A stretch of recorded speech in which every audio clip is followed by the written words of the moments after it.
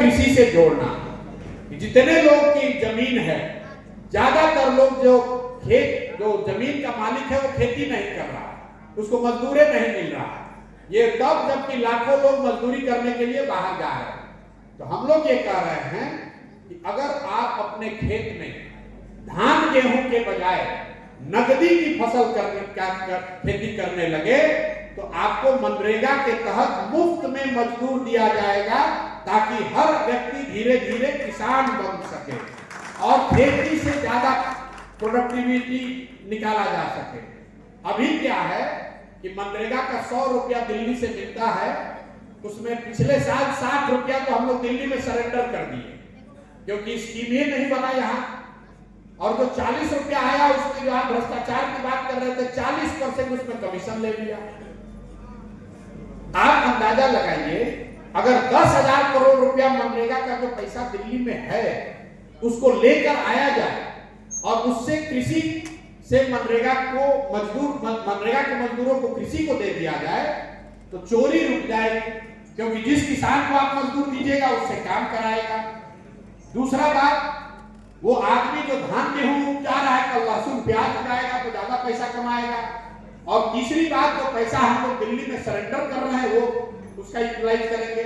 और सबसे महत्वपूर्ण बात, जो कृषि आधारित मजदूरों का पलायन है, जो 10-20 लाख मजदूर हरियाणा पंजाब के खेतों में काम कर रहे हैं, वो हरियाणा पंजाब के खेतों में नहीं बिहार के खेतों में काम करेंगे, उससे बिहार का बड़ा फायदा है। तीसरी और अंतिम बात जिससे यहाँ रोजगार आएगा, तो इंटरेस्ट सबवेंशन की हम लोग बात कर रहे हैं। मतलब आपको जो रोजी रोजगार करने के लिए, बिजनेस व्यापार करने के लिए पैसा आप लेते हैं, अभी उस पर आप लोन पर ब्याज दे रहे हैं 10 से 12%। जन स्वराज कह रहा है कि वो सिर्फ 4 रुपया पर आपको मिलेगा। इसका फायदा क्या होगा? इसका फायदा ये है कि अगर 1 लाख करोड़ रुपया का क्रेडिट, 1 लाख करोड़ रुपया का लोन लोगों को दिया जाए तो सरकार पर बोझ सिर्फ आएगा 6,000 करोड़ रुपया का। 4,000 करोड़ रुपया आप दीजिएगा सूद उसका और 6,000 करोड़ रुपया सरकार देगी, तो 6,000 करोड़ रुपया से 1 लाख करोड़ रुपया बिहार के परिवारों को रोजी रोजगार करने के लिए, डेयरी फार्म के लिए, मुर्गी फार्म के लिए, दुकान के लिए दिया जाएगा।